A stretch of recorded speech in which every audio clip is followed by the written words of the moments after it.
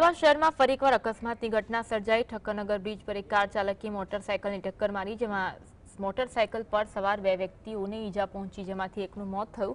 बीजा व्यक्तिने तात्कालिक सारवार आपवामां आवी। कार चालके अचानक ब्रेक न मारता मोटरसाइकलने अडफेटी लीधी।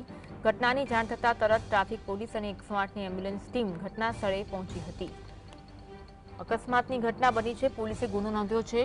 कार चालकनी शोधखोळ हाथ धरी छे। ठक्करनगर ब्रिज पરની आ घटना कार चालके बाइकने टक्कर मारी होवानी घटना सामे आवी छे। अमदावादमां फरी एक वखत रफ्तारनो केर जोवा मळ्यो छे।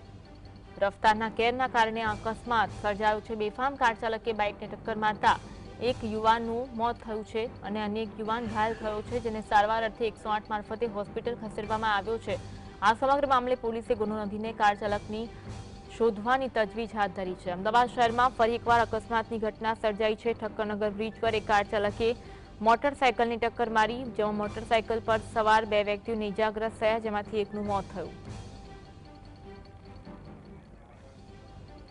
आज अंगे વધુ વાત કરીશું। સંતા વીરેન્દ્રસિંહ અમારી સાથે ફોન લાઈન પર જોડાયા છે। વીરેન્દ્રસિંહ, અકસ્માત અંગે માહિતી આપશો।